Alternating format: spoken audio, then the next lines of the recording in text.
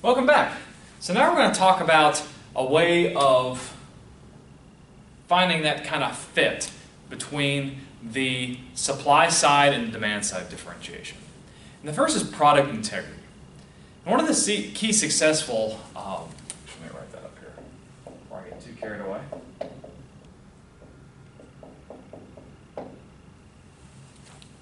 So one of the key to successful differentiation is consistency of all aspects of the firm's relationship to its customers.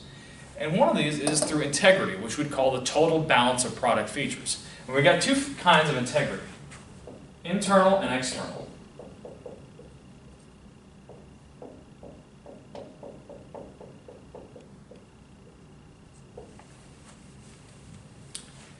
Internal integrity is the consistency between the function and the structure of the product. So there should be some sort of close interfunctional collaboration. So for example, if it looks like a pen, you would expect it to work like a pen, not as a paperweight or as a knife or an airplane or whatever. If it looks like a car, you would expect it to function in a certain kind of a way, not in some sort of an unusual way, right? The product should look a certain way and give people some sort of a reasonable expectation of how the product should function. Okay? And then you also got external integrity. And that would be something like the fit between the product and the consumer's objectives, values, and lifestyle. And external integrity provides the firm a way to generate some sort of an intimate customer contact. Okay? So the external would look more at how the people are going to use the product, how the customers would use it.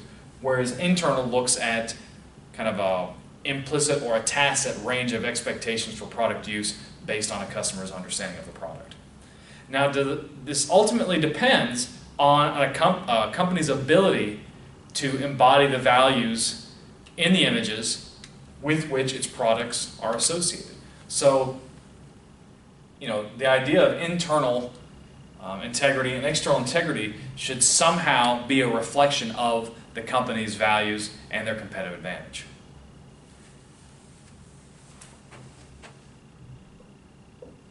We also got signaling and reputation.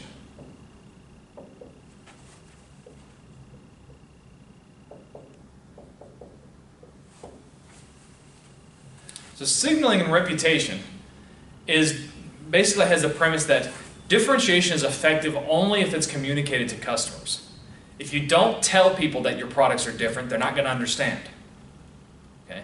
And in many ways, that goes back to the idea of product integrity. The firm has its own kind of values that it embodies.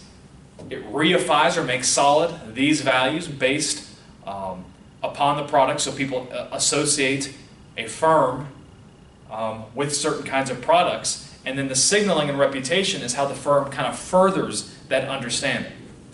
And we've got two things that are important with regards to signaling and reputation.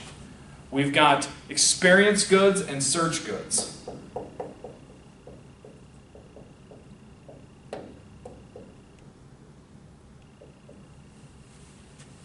So an experience good means that the value is revealed after consumption. Think of things like an extended warranty, a money-back guarantee, the brand is known, the packaging is awesome, good advertising, very specially designed retail environment, a price premium, anything like that, right? So the value is revealed after consumption. And experience goods normally really rely on effective quality signaling, so the ability to actually tell the customer, educate the customer about it. Okay, so experience depends on the firm's ability to educate the customer. I think about Starbucks as a good example. One of the things that they spent a lot of time on when they first started brewing coffee was educating the customer about high quality coffee. Okay, experience good. Search good, of course, is a little simpler. You can basically determine if the product is good or not just by looking at it or giving it some sort of a basic visual inspection. Okay? There's not a whole lot a firm can do with signaling and reputation. That almost relies more on product integrity, right? You can look at it, is that a pen? Yeah, it writes like a pen, it must be.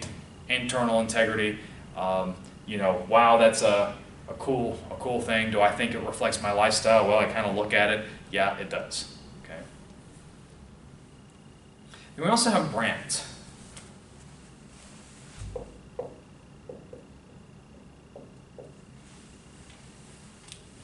And brands are important signals of quality and consistency, and they are generally seen to guarantee reliability. They identify a producer of a product, and they can assure a degree of accountability. Certain firms are staking their reputation, and therefore their brand, on quality. Okay? Also, it is an investment in a brand. A brand is an investment that provides an incentive to continue to maintain quality and satisfaction. And of course, a brand, as I mentioned, can also be an embodiment of identity and lifestyle, like having a certain camera or a certain car identifies you as a certain kind of a person. Now, differentiation is not free from a customer or a firm standpoint. Differentiation adds a lot of costs. You can have higher input costs because of the quality of the inputs. You're going to have to spend money to train your employees. You're going to have to pay more for advertising, especially with branding and signaling. You're going to have better after-sales service, etc. So, because strategy, a lot of it is about deciding what not to do, it can narrow a firm's segment scope, and you may have to continuously upgrade to maintain your differentiation, which is going to have a cost. And again, because of that cost, you may have to narrow the segment in which you compete. Okay, so you can't be, different and have differentiation advantage in all segments of a given industry, but your segment scope may get smaller and smaller. In fact, you may get to the point where you're maybe more of a focus-based firm. Okay.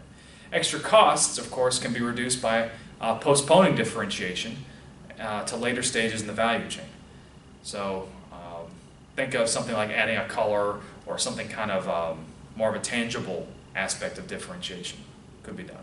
Either way, though, however you look at it, the price premium must be superior to the extra costs that you undertake. Great. Well, I hope you have enjoyed this discussion of differentiation. I'm going to wrap it up here, and I am looking forward to seeing you next time.